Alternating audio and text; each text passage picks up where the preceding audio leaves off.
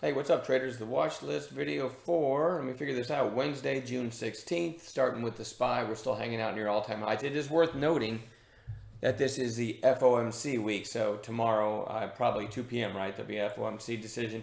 And there may be an interest rate raise, so, be cautious trading and keep a close eye on things because things are getting a little bit squinky out there. Still have some pretty darn nice highlights from the chat room. I'm going to start off today with EH, which doesn't look so pretty now after the gap up.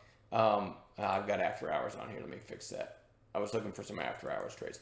And I just called this, actually the interesting thing here, for those that didn't make it to chat, was Wayne liked it over 45. And 45 was the pre-market high, right? Well, then I saw it put in this candle and then curl back up and kind of topped out in inside twos right around the half of 44.50. Knowing that 45 was already a potential catalyst, I got on the mic and called it long over 44.50. And I mean, for about 8 to 10 minutes, it went all the way up over 47. I think I made almost $3,000 on this trade alone. That was a neat way to start the day. TTCF, let's see, let me go to fives. Wayne called this second mouse, right? So it popped up to 23, came back down. He called a second mouse back through 23, which happened right there, and went all the way to 24.20 something.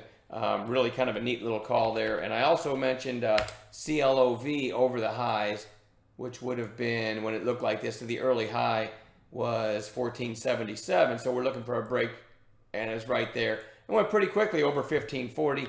Kind of the same thing with WOOF. And this is just simple as keeping the recent high flyers on watch and taking a setup. WOOF over the highs would have been 2644. As it started to come up, I gave the Tokyo idea when it was probably about 2640, so to get you in a little bit early, and not huge, but it went to 2729, so still almost a buck pretty quickly.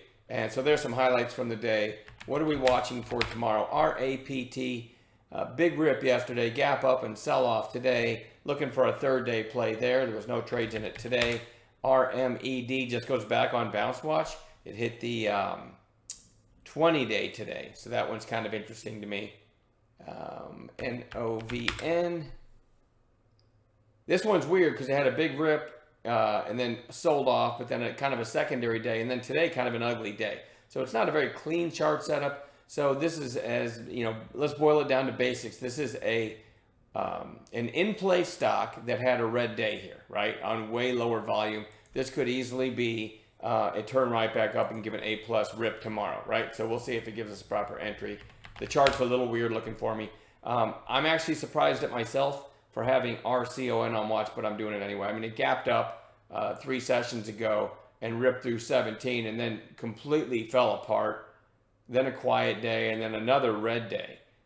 There's nothing pretty about this chart at all, but I'm just going to say in the very short term, it is way oversold. So I am going to throw it on bounce watch for tomorrow. All right. CARV, the BLM stocks have been pretty strong. CARV was up over 19 yesterday, then closed the day red, and then another gap down today and a red day, but much more narrow range. So that one goes on bounce watch. We are starting to see some headlines about the BLM stocks, or that could affect the BLM stocks in a positive way. So that one goes on bounce watch.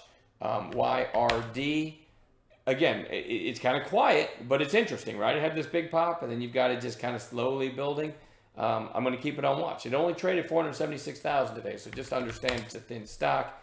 EMAN, very strong, had the pop back here, and then actually broke this recent high today. It's worth noting it's been running for 2 days straight, so is tomorrow the time to watch it? I don't know, but it's strong enough that I am going to see if it gives me an A+ long setup. XERS topped out back here at 440.